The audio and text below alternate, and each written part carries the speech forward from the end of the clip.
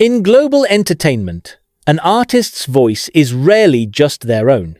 Every word spoken by a superstar like Jungkook carries implications far beyond a simple interview or social media post. For HYBE, which has built itself into one of the most powerful entertainment companies in the world, controlling that voice is less about silencing individuality and more about protecting the collective brand that sustains billions of dollars in value. From a business perspective, silence can sometimes be safer than freedom of speech. A single offhand remark, even if unintentional, can snowball into a controversy that damages not only Jungkook's personal reputation, but also the image of BTS as a group, HYBE as a corporation, and even the partnerships tied to them. For example, when idols make politically sensitive comments or are associated with cultural misunderstandings, brands that sponsor them can quickly withdraw support. In the age of social media, where screenshots and video clips travel instantly, companies often decide it is more efficient to limit the possibility of error altogether. For HYBE, limiting Jungkook's ability to speak freely ensures that no uncontrolled narrative can damage the brand's positioning. HYBE is not just managing Jungkook the individual, it is managing Jungkook the brand. His personal name alone carries weight across industries ranging from music and fashion to luxury goods and even technology endorsements. For example, when Jungkook partners with Calvin Klein, the campaign is not simply about him modeling clothes. It becomes a global conversation across fashion media, business outlets, and fan-driven platforms. If Jungkook were to say something that conflicted with Calvin Klein's brand message, it could create a clash that damages both parties. Multiply this risk across HYBE's various partnerships, and it becomes clear why the company would want to tightly monitor his communication. Another reason HYBE may restrict Jungkook's ability to speak freely is the need for message consistency across different regions. In South Korea, certain cultural sensitivities must be respected. In the United States, audiences expect more individual freedom of expression. In Japan, a more conservative approach is often required. Managing all of these expectations at once is nearly impossible if Jungkook is allowed to freely navigate every interview or live stream without corporate guidance. By limiting his freedom to speak, HYBE ensures that every piece of communication, whether through a press conference, a promotional event, or even a casual live stream, aligns with carefully curated narratives that will not alienate any major market. This type of control is not unique to K-pop. In Hollywood, actors under contract with major studios are often instructed to avoid discussing certain topics while promoting films. Similarly, in professional sports, athletes are frequently warned not to comment on politics, social issues, or even contract disputes to protect the league's image. For instance, in the NBA, star players can face fines for statements deemed controversial. In Hollywood, actors have had interviews cut short or cancelled altogether when they stray too far from the studio's preferred narrative. HYBE's so-called ban on Jungkook's freedom of speech may simply be an extension of this global corporate practice, albeit more extreme given the intensity of K-pop's management culture. Jungkook's relationship with social media illustrates this issue perfectly. When he opens a live stream on platforms like Weverse, millions of viewers tune in instantly. Every word he says becomes a matter of public record, dissected and translated in dozens of languages within minutes. While this direct access is part of what makes Jungkook so beloved, it is also risky for HYBE. Even a playful comment about personal preferences, industry peers, or world events can spiral into trending hashtags, media headlines, and sometimes even diplomatic controversies. For HYBE, the safest option is not to gamble on spontaneity, but to create policies that prevent such moments altogether. Another critical factor is that BTS has always been promoted as a unified brand rather than just a collection of 7 individuals. HYBE has long emphasized the idea of teamwork, brotherhood, and shared values. Allowing Jungkook too much freedom to speak independently could unintentionally shift attention away from the group identity and place it entirely on him.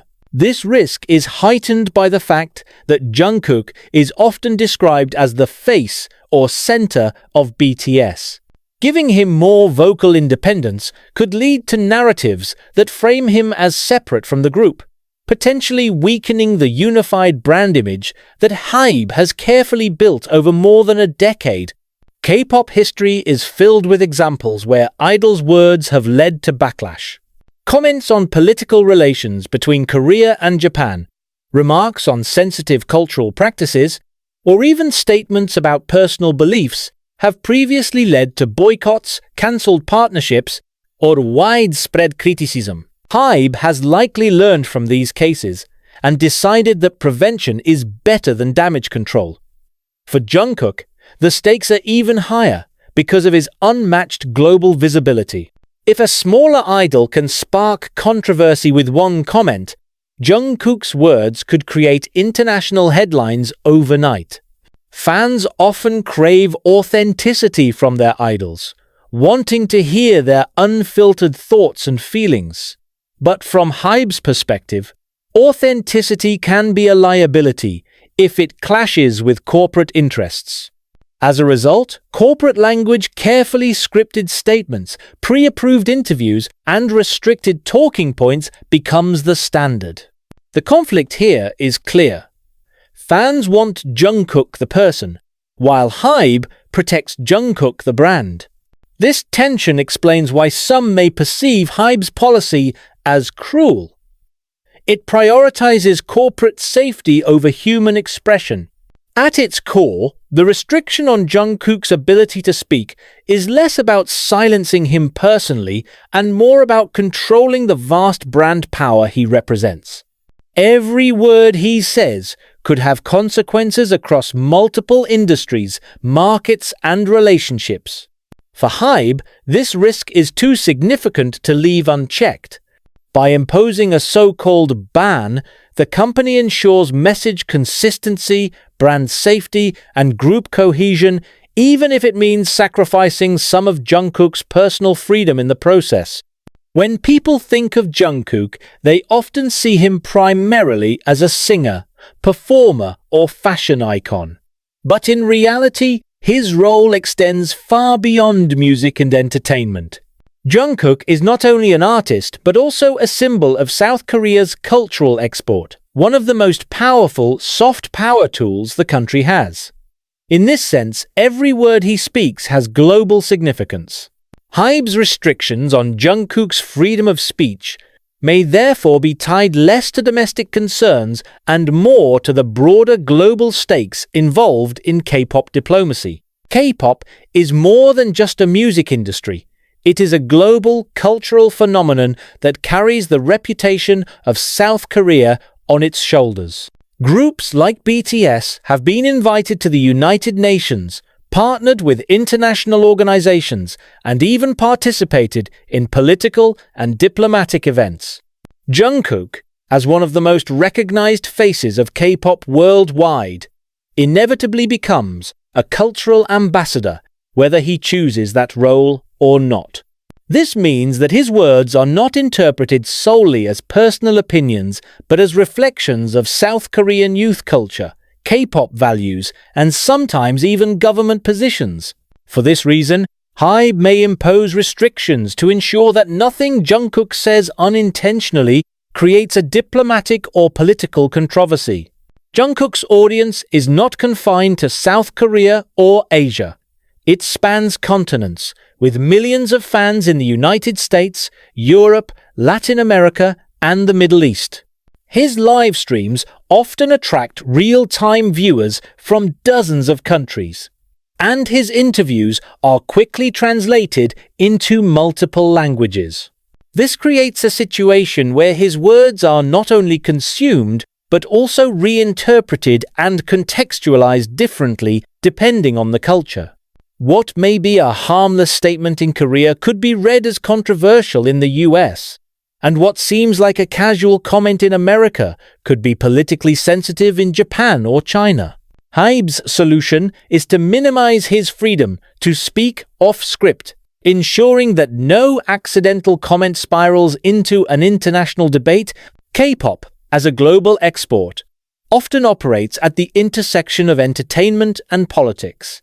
Jungkook, like many idols, must navigate a minefield of geopolitical sensitivities. South Korea-Japan relations.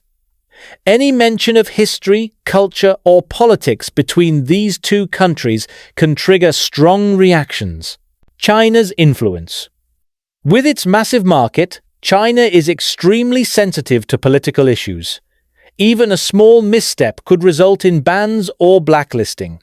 U.S. partnerships. As HYBE expands into the American music industry, Jungkook's words could influence negotiations with labels, sponsors, and media. Given these risks, it is easy to see why HYBE might restrict his speech. A single misinterpreted sentence could jeopardize millions in revenue and harm South Korea's cultural diplomacy efforts. One example that highlights the diplomatic weight of BTS's words is their appearances at the United Nations. In 2018, BTS delivered a speech at the UN General Assembly in partnership with UNICEF's Generation Unlimited campaign. Later, in 2021, they returned to speak about youth and sustainability. These speeches were not casual or spontaneous.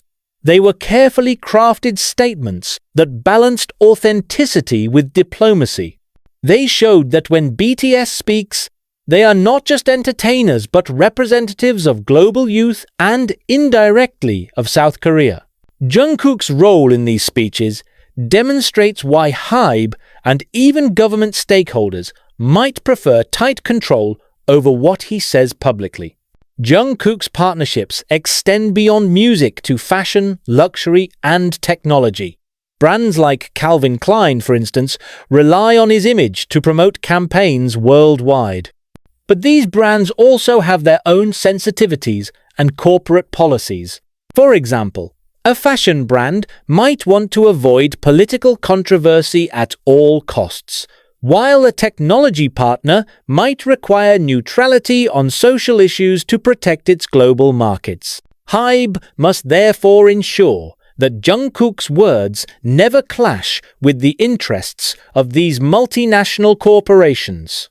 A single controversial statement could force a brand to distance itself from him, creating financial and reputational losses for both sides. Social media amplifies Jungkook's global influence. When he goes live or posts a single message, it quickly becomes trending content in multiple languages. This amplification makes him one of the most visible public figures in the world. In this environment, controlling what he says becomes a matter of global diplomacy. A comment that might seem light-hearted in one cultural context could be framed by media outlets in another country as a political or cultural statement.